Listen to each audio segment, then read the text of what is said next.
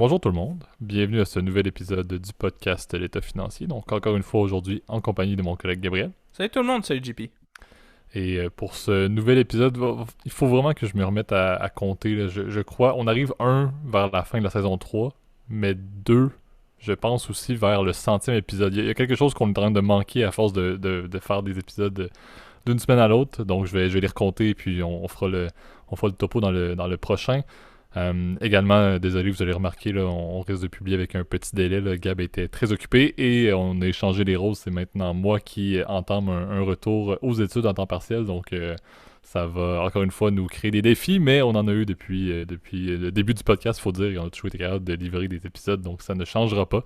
Mais excusez-nous pour le délai cette semaine. Épisode quand même assez intéressant, vous allez le voir, là, un sujet proposé par Gab et un que j'ai soulevé. Donc on va y aller un peu en mode, j'ai ajusté d'ailleurs dernière minute, là, un peu en mode place au débat et au son de la cloche. Mais avant toute chose et surtout, je pense qu'encore une fois, c'est un disclaimer très important pour l'épisode d'aujourd'hui. Là. Je vais te laisser Gab prendre la parole là, pour introduire un petit peu ce dont on va parler, mais surtout le fait de faire attention avec notre opinion. Ouais, bah, bien évidemment. Surtout, je te dirais, sur la première partie, et même la deuxième, hein, d'ailleurs, en fait, du podcast. Tout ce qu'on va parler aujourd'hui, vous le savez, vous connaissez la règle chez les auditeurs. Il ne s'agit que de notre opinion personnelle, il ne s'agit pas d'une recommandation officielle de placement. On vous invite toujours à prendre contact avec un expert quiconque est autorisé à vous émettre de telles recommandations. Conseiller financier, fiscaliste, avocat, euh, bref, comptable, bref, quiconque autorisé, lui seul sera en mesure de pouvoir déterminer avec vous votre profil de risque et les meilleures options disponibles pour votre portefeuille. J'en profite, tu vois, maintenant je commence à t'habituer même à voir le disclaimer automatiquement là. J'en profite, bah déjà, vraiment, désolé vraiment pour le rythme de publication, le petit retard. Vous le savez, je suis en train d'écrire mon mémoire, donc c'est un peu parfois compliqué. Il y a des journées un peu plus chargées. Vous avez vécu avec nous pendant les 2 dernières années, chers auditeurs. Vous savez que bon, la vie parfois c'est en roller coaster, mais on s'assure vraiment de poster un épisode par semaine comme toujours. Et on s'est tenu étonnamment depuis 2 ans à bien respecter cet Mhm. agenda-là. Et je trouve que c'est une des très grandes fiertés, je trouve, qu'on a eu JP, en tout cas dans le podcast. Et ça, pour le coup, j'en suis très content. Donc, encore une fois, merci pour votre fidélité et merci pour votre compréhension. Euh, J'en profite aussi de sujets, et là tu vois, pour me rattraper, j'ai réussi à donner un des deux sujets, donc je pense que je peux être pardonné, on va dire, pour mon retard, en tout cas pour cet épisode-là, et je pense qu'on est prêt du coup à commencer. Qu'est-ce que t'en penses, JP? Absolument. Donc on peut lancer ça en force avec le premier segment qu'on va y aller en mode place au débat. Parfait. Donc, un sujet, encore une fois, là, très, très d'actualité. J'ai décidé d'y aller place au débat parce qu'encore une fois, je pense que il est très important de noter que c'est l'opinion de Gab et de moi. On veut parler un petit peu là, ce qui est libellé comme étant le crash des cryptos ou en fait la performance, surtout dans la dernière semaine, de plusieurs crypto-monnaies et un peu démystifier le concept de stablecoin là, qui a été un petit peu le domino qui a fait un petit peu trembler les murs des cryptos. Puis également, y aller un petit peu en mode qu'est-ce qui s'est passé concrètement, là, introduire très brièvement, mais aussi donner un peu notre vision là, sur les cryptos. Je pense que c'est intéressant. Je suis personnellement très intéressé dans les cryptos, mais est-ce que j'aime faire de la recherche in-depth, désolé de l'anglicisme, pour en apprendre davantage là-dessus, plus ou moins. Donc c'est pour ça que c'est très important de noter que c'est très basé sur nos opinions respectives. Et encore une fois, là, juste une petite mention que je fais tout de suite avant qu'on entre dans le vif du sujet. Là, si jamais il y a des points, utilisez la zone de commentaires là, toujours de YouTube. Là, on va le rappeler à la fin, là, mais je pense que dans des sujets comme celui des cryptos, c'est très intéressant d'échanger là-dessus. Donc n'hésitez pas avant tout. Mais effectivement, on veut parler de ce qui s'est passé, là, introduire très brièvement qu'est-ce que c'est que Terra Luna et Terra USD là, qui a été, encore une fois, le domino qui a fait un petit peu trembler les bourses crypto. Terra Luna a été un jeton, encore une fois, les fameux jetons non fongibles en partie, là, qui était à peu près une valeur de 118$ US. Et c'est passé là, en date de jeudi dernier à 9 sous. Il y a eu énormément, bien évidemment, de personnes qui étaient investies dans ce token-là, qui ont perdu beaucoup d'argent, mais surtout le plus gros aspect, le plus gros token ou coin, peu importe comment vous voulez le libeller, qui a eu un effet assez dévastateur, c'était le Terra USD qui est un stablecoin. Fait un stablecoin, pour faire ça simple, puis Gab, n'hésite pas à intervenir si jamais tu veux en rajouter, là, c'est des crypto-monnaies qui veulent essayer d'assurer une parité avec, entre autres, une devise, surtout le dollar US, comme le Terra USD peut le nommer. Donc, ce sont des crypto-monnaies qui, historiquement, et ça, c'est ce qui est quand même assez intéressant de regarder, donc ce qui s'est passé avec Terra USD, c'était quelque chose qui était, ça portait bien son nom, c'était stable et c'était bien maintenu dans le but d'être stable.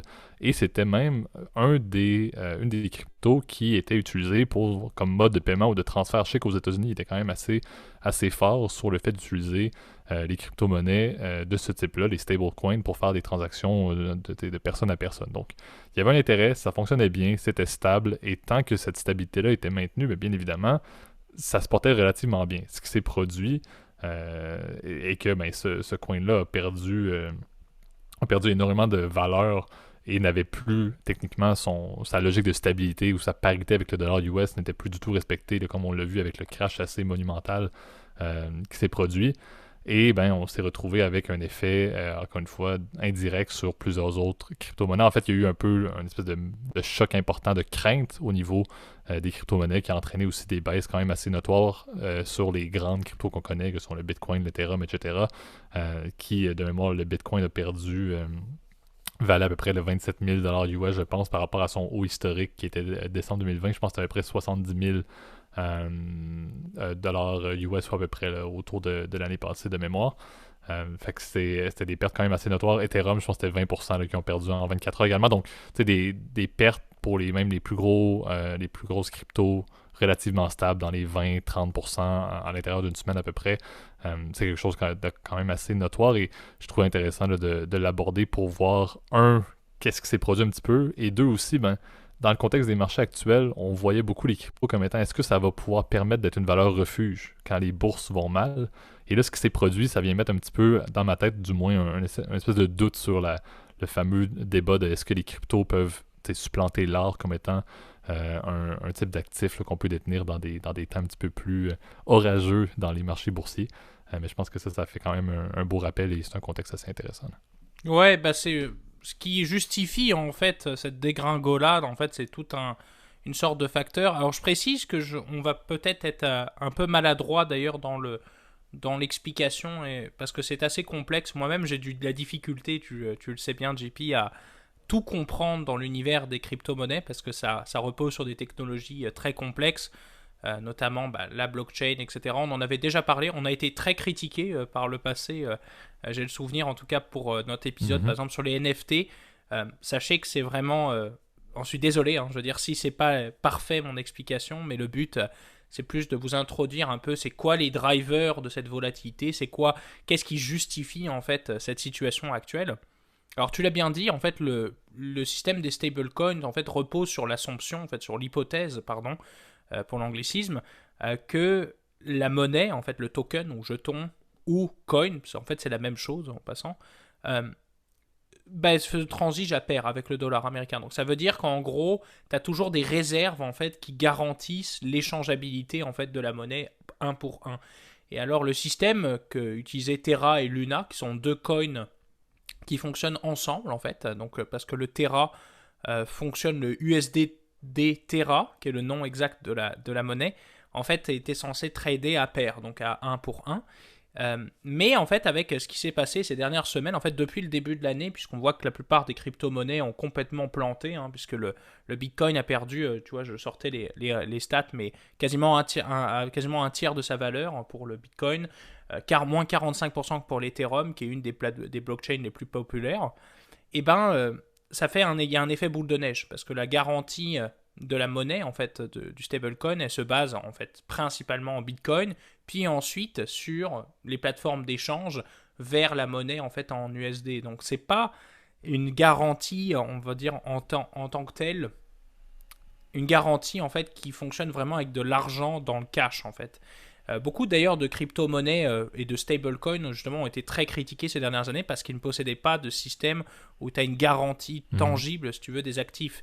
Et ça fait que aujourd'hui, en fait, quand les monnaies ont perdu de la valeur, il a commencé à avoir une crainte en fait que l'entreprise et le coin soit pas funded, donc il n'y ait plus ces actifs-là en garantie, qu'ils ne soient pas capables d'assurer l'échange un pour un. et ce qui a fait un effet boule de neige en fait. Et ce qui est assez intéressant de plus en plus dans le milieu des cryptos, c'est maintenant l'utilisation du levier de plus en plus important.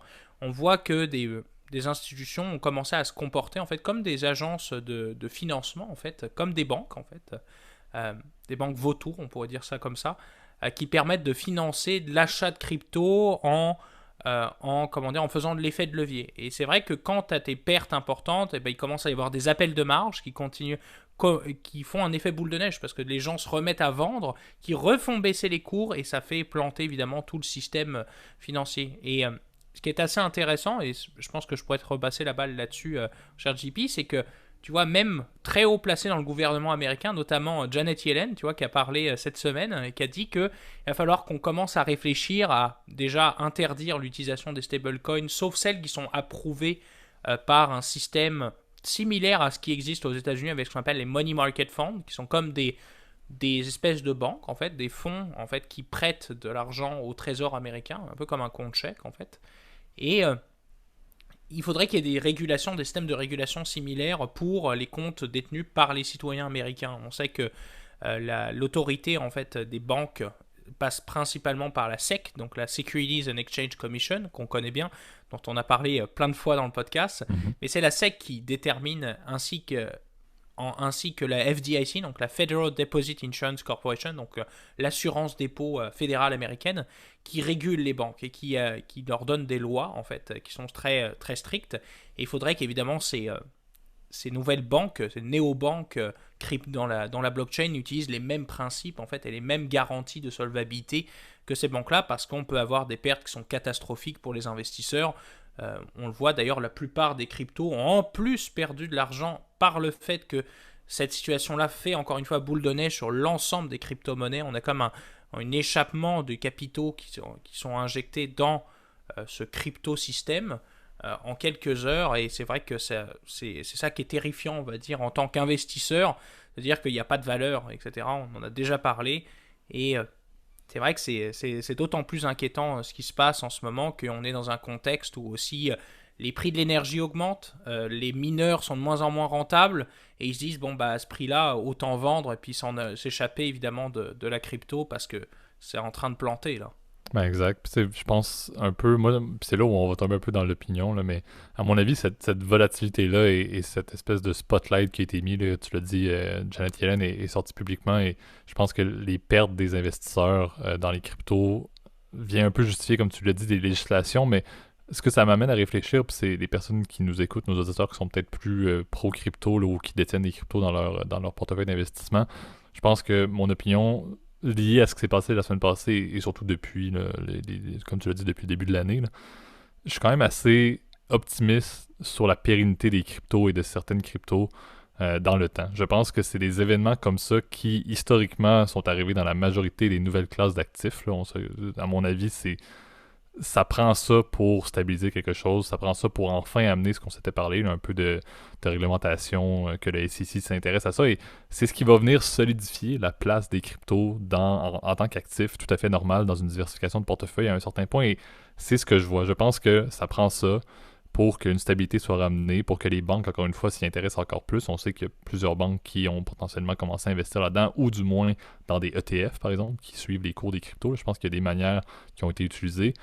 À mon avis, ça vient encore. Moi, ça me donne une vision de. C'est très malheureux pour les pertes assez considérables que plusieurs investisseurs ont eu. Des personnes qui avaient beaucoup d'argent ont perdu de l'argent. Ok, c'est pas si pire que ça, mais des personnes qui avaient beaucoup d'actifs, ou la majeure partie de leurs actifs qui étaient là-dedans, qui en ont perdu, c'est sûr que ça m'attriste beaucoup. Mais on dirait que ça vient me donner la vision un petit peu de c'est un événement notoire qui va rester dans l'histoire des cryptos important et qui, à mon avis, encore une fois, amène de la stabilité à l'avenir. Fait que c'est un petit peu ça. Je pense que le concept des stablecoins, comme tu l'as dit, de manière bien légiférée, est quelque chose d'intéressant et quelque chose qui amène toute la légitimité des cryptos aussi. Je pense que le fait que nous deux, ce soir, on pourrait décider de partir une crypto, si on avait la capacité, une connaissance blockchain et comme tu as dit, des mineurs, on pourrait partir n'importe quoi. Je pense que si on peut réduire ce bruit-là de personnes comme toi et moi qui n'y connaissent pas énormément et qui peuvent partir un coin et le booster avec des influenceurs. On en avait déjà parlé dans le passé, là. C'est sûr que c'est un peu triste, mais je pense que ça prend des événements comme ce qui est arrivé pour mettre l'emphase et pour faire réaliser que si Janet Yellen sort publiquement pour dire qu'il faut légiférer, ça reste que c'est un actif et une classe d'actifs qui est justifiable et importante. Fait que c'est là où je pense que ça vient juste prouver la légitimité. Encore une fois, je mets littéralement l'astérix de très triste pour les pertes épouvantables de capitaux qui a eu lieu dans les derniers jours là, et depuis le début de l'année. Mais je pense que ça amène la légitimité qu'on avait besoin, ça va amener la réglementation qu'on a besoin, et ça va amener, encore une fois, à mon avis, les stablecoins qui suivent des cours de devises, de devenir un peu le backbone de ce que les cryptos vont être avec le Bitcoin qui a déjà un nom et qui a une valeur quand même assez considérable.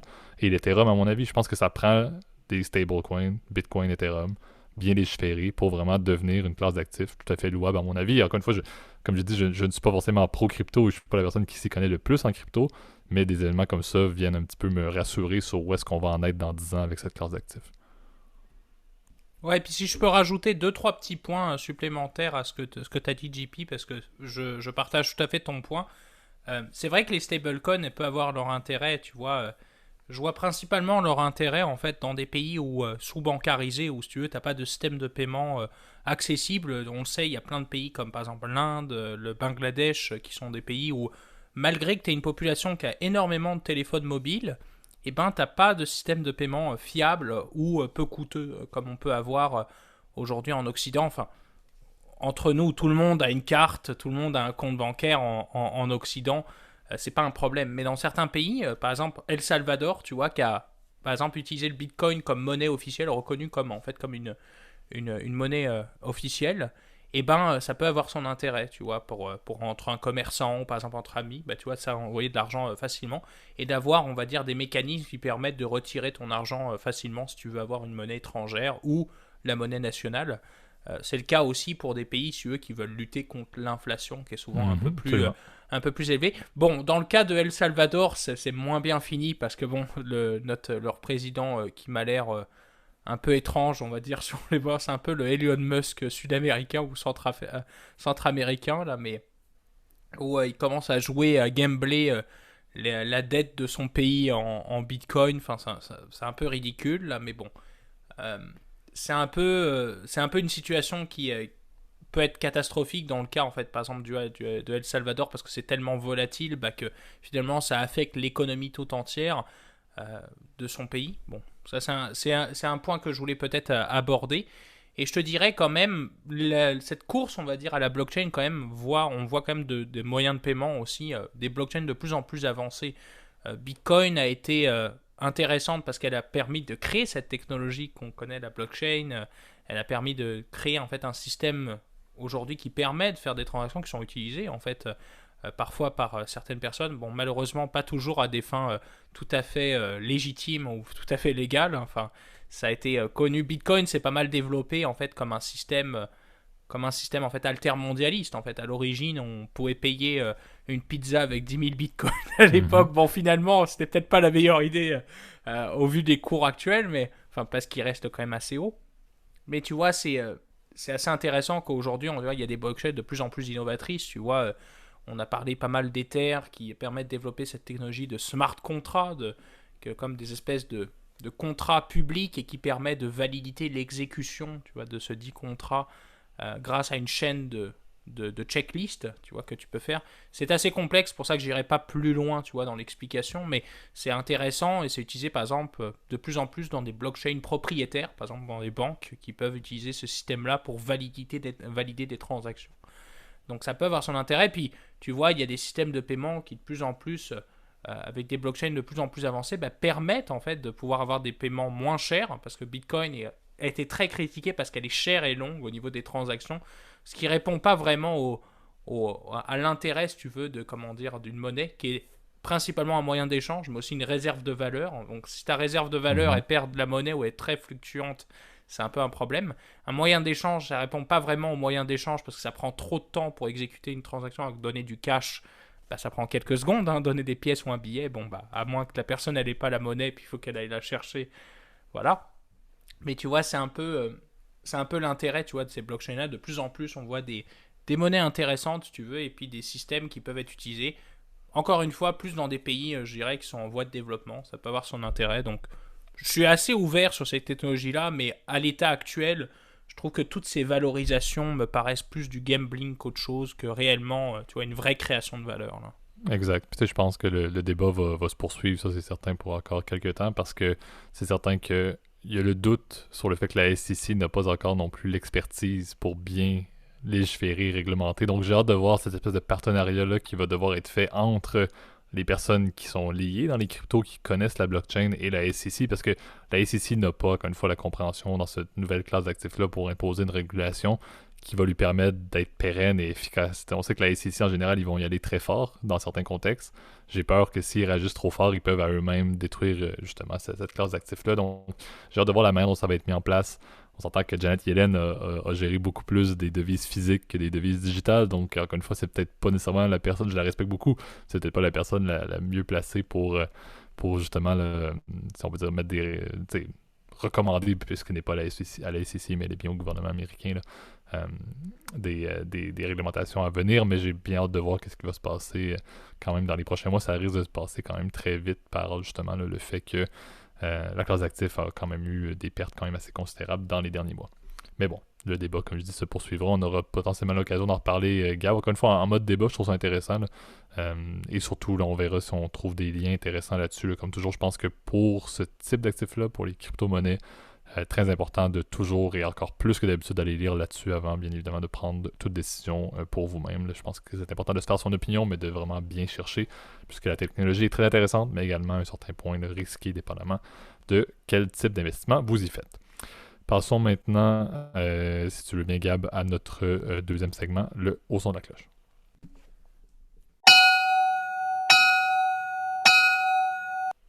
Parfait. Donc, deuxième sujet là, que j'ai à la dernière minute décidé d'insérer pour ce Au son de la cloche. Parler un petit peu là, d'un fait, d'un fait qui m'a intéressé beaucoup, là, le fait que Apple n'est plus officiellement la compagnie ayant la plus grande valorisation au monde.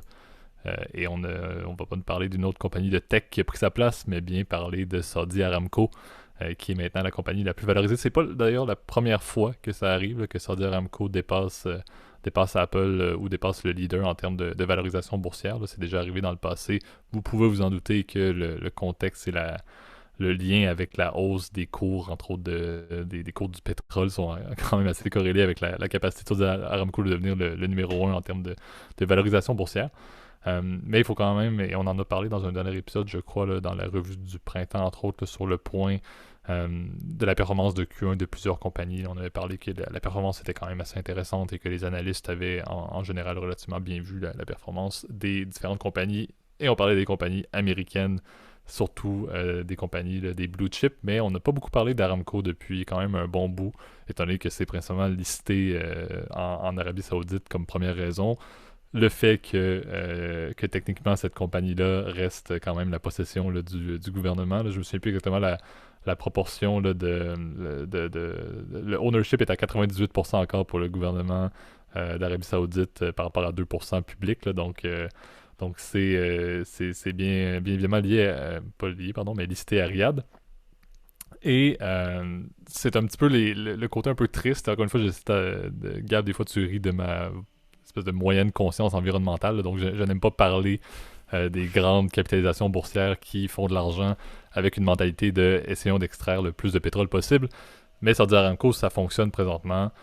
Vous le savez, le contexte de la guerre en Ukraine a entraîné là, une hausse assez épouvantable des cours. Les cours du pétrole sont toujours aussi élevés. Là. Je pense que c'était encore, me corrigerai Gab, mais je pense que c'était dans les 110$ le baril, dépendamment là, de si c'est le WTI ou le Brent que vous regardez. Sur le WTI, on est à peu près à 115 à un moment on enregistre. Là.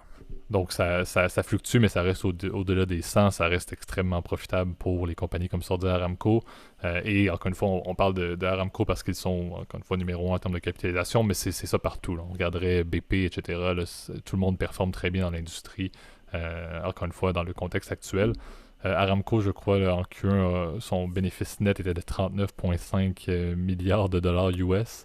Une hausse de 82% là, entre Q1 2021 et Q1 2022. Là, donc, encore une fois, on ne parle pas de quelques petits dollars. Là. Et ils ont eu aussi là, une performance, les flux de trésorerie ont augmenté, je pense, de 31, ou ont été publiés à 31 milliards de dollars, avec un dividende quand même de 18,8 milliards de dollars qui a été émis, pas augmenté, mais qui a été émis. La différence a été en grande partie utilisée, je pense, pour repayer de la dette que la compagnie devait, entre autres, envers le gouvernement d'Arabie Saoudite. Là. Mais tout ça pour dire que l'or noir fonctionne très bien présentement, malheureusement, à mon avis environnemental. Encore une fois, où je vais mettre mon petit bémol. Là. Mais c'est assez intéressant de voir justement que cette compagnie-là a profité de cette bonne performance-là pour réduire son levier et surtout parler un petit peu là, de cette compagnie-là plus largement qui, par rapport à d'autres, dans le monde arabe, là, a vraiment une vision extrêmement axée sur le fait de continuer, comme on l'a dit, à utiliser le pétrole. Le fait de voir que le pétrole va continuer à être une ressource qui va être essentielle pour des décennies et des décennies. Et par rapport à d'autres, je sais qu'on en avait parlé, je pense qu'on a parlé de Total, entre autres, et de BP, là, qui, même s'il reste encore centralisé sur le pétrole, avait commencé à faire dans le renouvelable. Aramco, ils se cachent pas, le renouvelable, c'est très, très, très, très, très, très secondaire dans leur stratégie. Eux, ils continuent à investir et à réinvestir dans le fait de trouver là, des nouveaux puits. Et c'est quand même quelque chose qui est quand même unique pour le leader de l'industrie, mais c'est un petit peu triste, à mon avis, de voir que c'est le cas. Puis également, il y a quelques points intéressants, là, je vais te passer la parole là-dessus, puis je pourrais en parler un petit peu plus, là, mais c'est certain que la capacité de Aramco de continuer à bien performer, du moins pour l'année 2022, on est quand même relativement rassuré sur le fait que ça va bien se passer. Comme on l'a dit, le cours ne va pas vraiment évoluer tant que ça présentement. Tant que la guerre en Ukraine se produit, le cours va rester. Et en plus, il y a eu une entente qui a été faite par l'OPEC+, pour la quantité d'offres ou d'extraction qui pouvait être faite, qui est quand même assez favorable aussi pour les compagnies. Je crois que les seuils d'extraction avaient été quand même maintenus assez élevés. Présentement, là, je pense que c'était... je sais plus, je pense que c'était 20% d'augmentation, là, mais j'ai allé regarder, là, mais l'output était, je pense, une augmentation de 20% par rapport à l'entente précédente pour l'OPEC+. Donc, on a des droits d'extraction qui sont élevés, on a un cours qui est élevé, on a une compagnie pétrolière qui est numéro 1 mondial de valorisation et qui, encore une fois, n'est pas appelée à changer tant que les deux points clés, c'est-à-dire son pétrole, ses barils, et le prix à lequel elle peut les vendre est élevé. Et je ne vois pas ce contexte changer, du moins pour 2022, évidemment.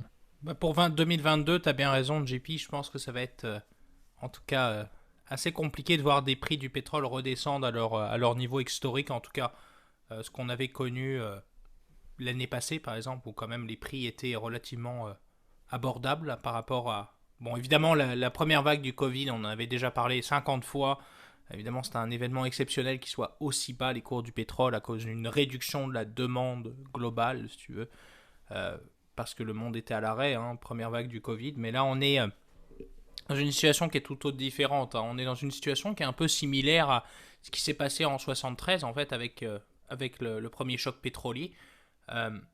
Bon, c'est pas non plus un choc pétrolier tel qu'on l'a connu, parce que dans le premier choc pétrolier, vous vous souvenez, il y avait tout simplement les pays arabes, en fait, qui étaient... opposés à Israël, avaient dit pendant la guerre du Kippour, exactement en 73, avait dit bon bah non, on n'exporte plus de pétrole pour sanctionner, si tu veux, le soutien des États-Unis à Israël. Donc un soutien qui est implicite, et évidemment ça a fait que bon, ça a duré quelques mois, tu vois, cette situation de crise là. Et je pense que ça se répète un peu similairement parce qu'il y a une réduction de l'offre globale. On se prive, si tu veux, du pétrole russe. Il y a des tensions géopolitiques qui se créent, et donc du coup il y a une offre qui est réduite, et le fait que les valves, si tu veux, du gaz et du pétrole russe soient fermées, et ben de l'autre côté, ça veut dire que de l'autre côté, sur la valve de la péninsule arabique et des autres pays qui sont producteurs de pétrole, par exemple l'Algérie, la Libye, etc., et ben évidemment, eux, on veut les récupérer, et tu vois, ça fait augmenter les cours tels qu'on le connaît aujourd'hui. Donc tu as bien dit, aujourd'hui, avec des cours du baril qui redeviennent intéressants pour la production, pour les producteurs, et ben là, c'est ce qui justifie évidemment ces augmentations de profits qui sont, que certains pourraient dire indécentes, mais que d'autres pourraient dire, malheureusement, c'est la loi du marché, hein, c'est comme ça. Bon, la question est de savoir comment est-ce que ces profits-là, ils vont se répéter, c'est plus ça. Moi, je pense que évidemment, on est dans une situation exceptionnelle, et qui dit exceptionnel dit que ça va pas se répéter. C'est peut-être mon opinion personnelle, et je pense qu'on va voir une normalisation des prix quand, en fait, l'offre du côté nord-américain va se relancer. On a évoqué il y a quelques semaines de cela que l'augmentation des cours du baril commençait à retrouver en fait l'intérêt, si tu veux, de la fracturation hydraulique. On sait que c'est une technologie qui est très controversée, mais qui permet en fait d'obtenir du pétrole et du gaz naturel par un système de fracturation hydraulique, donc qui consiste en fait à injecter en fait une espèce de solution saline dans le sol et qui fait exploser une espèce de roche, donc on appelle, c'est de la roche, comment dire, bitumineuse, donc des sables bituminés. Et ce mélange comblé évidemment avec des produits chimiques très complexes que je vais pas détailler, puis non seulement je ne les connais pas et j'ai pas envie de les connaître parce que c'est plus un délire d'ingénieur, et ben ça c'est un système qui permet de récupérer du coup des hydrocarbures. Cette technologie elle est encore chère à développer.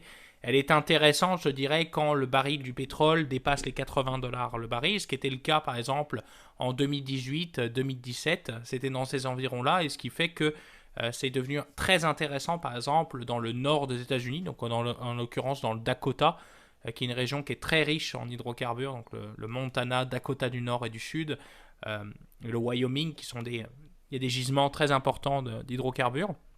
Ainsi qu'on le sait au Canada, dans l'Alberta et dans la Saskatchewan, c'est des ressources qui sont évidemment très intéressantes et qui permettent évidemment de permettre l'autosuffisance énergétique du continent nord-américain. Donc on n'a plus besoin de dépendre, si tu veux, de la péninsule arabique, qui pourtant est évidemment l'endroit où se trouvent la plupart des réserves mondiales.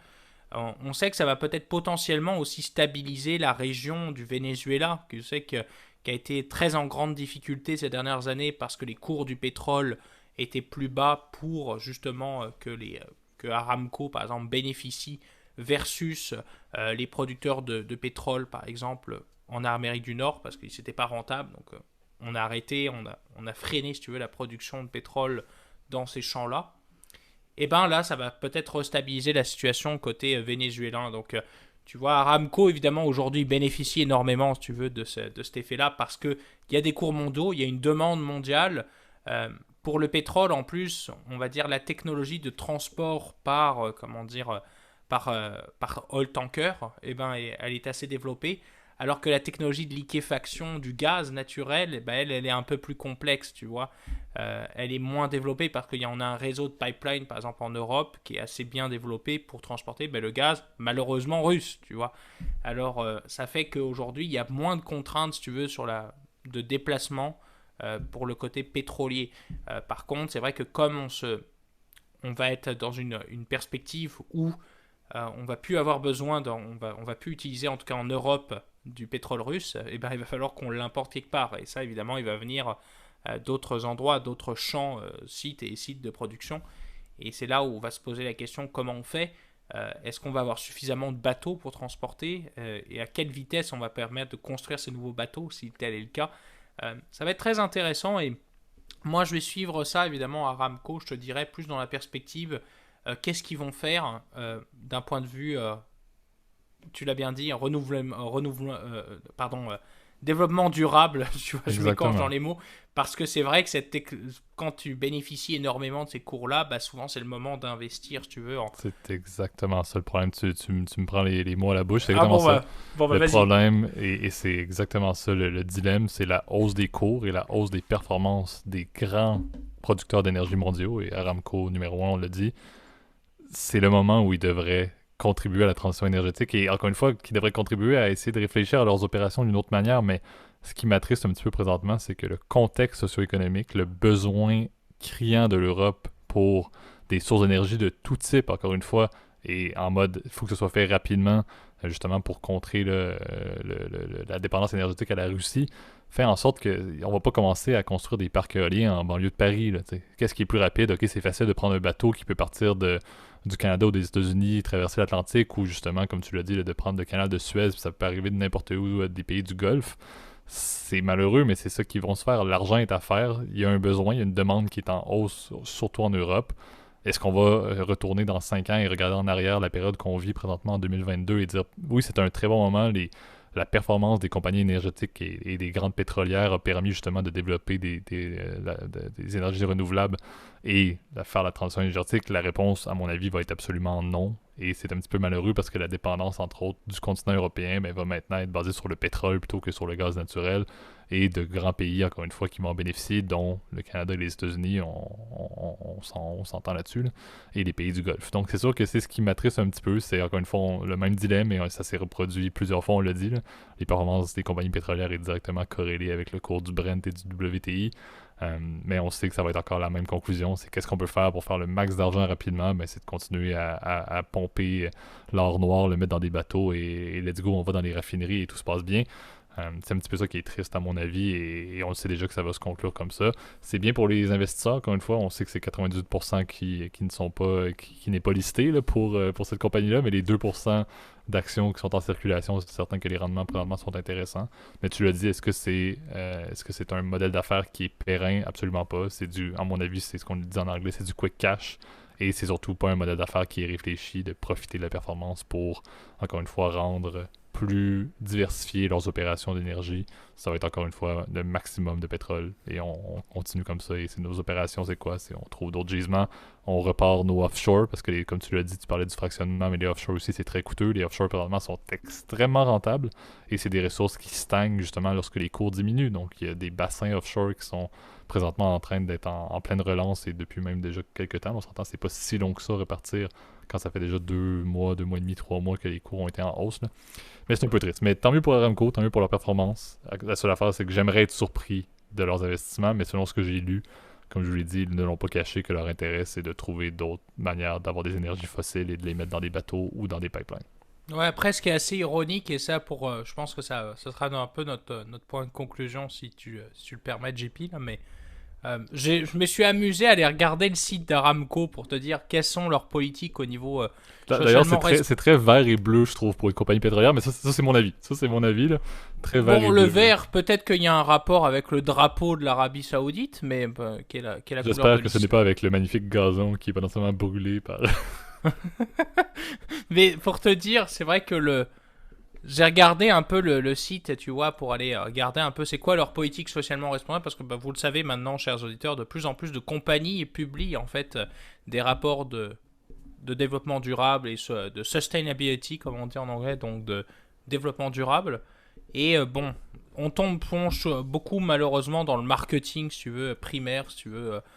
Par exemple, Aramco nous dit qu'ils vont sortir ils vont être à net zéro émission d'ici 2050, que la plupart des compagnies d'ailleurs se sont engagées et je pense ne respecteront évidemment pas parce qu'il nous reste 20 ans. Vous devez me dire, 20 ans c'est beaucoup. Non, c'est pas grand chose. 20 ans, ça me paraît irréaliste bien évidemment là, en termes de production, surtout pour une industrie aussi polluante que l'industrie pétrolière, parce que on se rappelle, l'industrie pétrolière, c'est non seulement une industrie qui extracte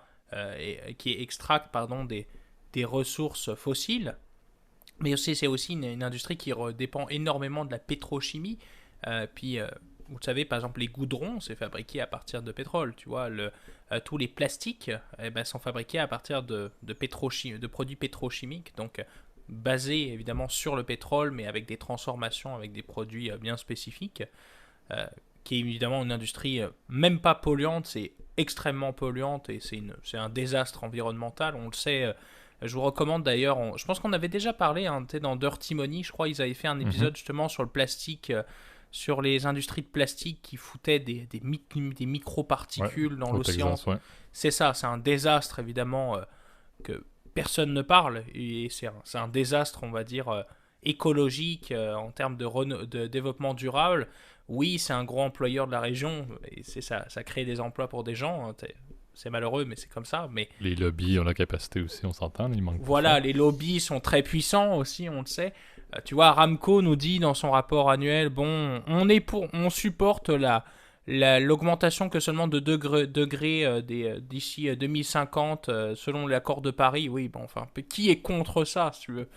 Est-ce que tu connais quelqu'un qui dit, putain, j'ai vraiment envie d'augmenter, pardon pour le petit gros mot, mais qui est contre l'augmentation la réduction des gaz à effet de serre? Enfin, c'est évidemment du bon sens, et bon, tout ça, c'est plus du marketing, c'est du greenwashing plus qu'autre chose, hein, tu vois. C'est ce Et que je trouve j'appelle un peu, pour conclure, le modèle City Skyline. Pour ceux qui connaissent, c'est le modèle City Skyline. C'est qu'est-ce qu'on peut faire pour mettre le max d'argent dans les coffres. Eh bien, allons-y.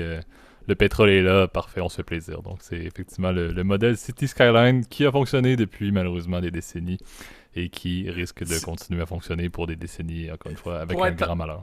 pour être un ancien joueur de City Skyline, je peux te confirmer que c'est ce qu'il y a de plus rentable, c'est effectivement de mettre des champs pétroliers partout dans ta ville. Mais bon, enfin, si vous avez compris la référence, chers auditeurs, bah, c'est tant mieux. Sinon, bah, c'est pas grave. C'est pas grave. Mais C'est bon, une free publicity pour un vieux jeu que vous auriez pu avoir sur votre PC. Mais bon, je pense que c'est ce qui conclut d'ailleurs l'épisode, là, mais effectivement, l'épisode quand même très intéressant. Je trouvais beaucoup de bons sujets d'actualité. Donc merci Gab à nouveau pour ta contribution. Je vais d'ailleurs te remettre la parole quand même assez rapidement là, pour faire le mot de la fin. Encore une fois, je vais peut-être faire le petit mot sur les plateformes. Là. Comme on dit toujours, YouTube est notre plateforme phare pour, la notification. Donc n'hésitez pas à aller vous abonner à la chaîne et aller mettre des likes également. Ça aide beaucoup le référencement. Et surtout, utiliser la zone commentaire là, qui est la meilleure manière de nous rejoindre et d'échanger. Il y a eu encore une fois dans les dernières semaines plusieurs bons commentaires. N'hésitez pas non plus à aller répondre aux commentaires de certains autres auditeurs. C'est toujours intéressant d'utiliser ça comme fil de discussion.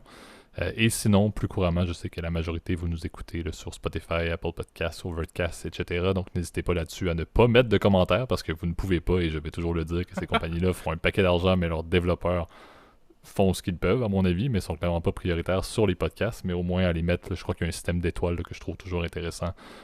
Donc c'est super pertinent, là, encore une fois, pour que le podcast soit référencé aux bonnes personnes. Sinon, partagez-le, le bouche à oreille est la clé, comme vous le savez, depuis bientôt 3 ans. Là, comme je dis, je vais faire mon petit recap à savoir on est rendu à quel épisode et à combien d'épisodes avant la fin de la saison 3, là, mais ça va bientôt faire saison 4 même. Je pense qu'on est saison 4. 2 ans, bref, tout ça pour dire. Donc, c'est le bouche-à-oreille qui a créé cette communauté-là. Donc, continuez à le partager à vos amis. Et Gab, peut-être c'est un petit mot à rajouter. Là. J'ai fait une bonne partie, je pense, du mot de la fin. Là, mais non, si tu jamais m'as même complètement pris le mot de la fin. Mais écoute, je trouve qu'il y avait...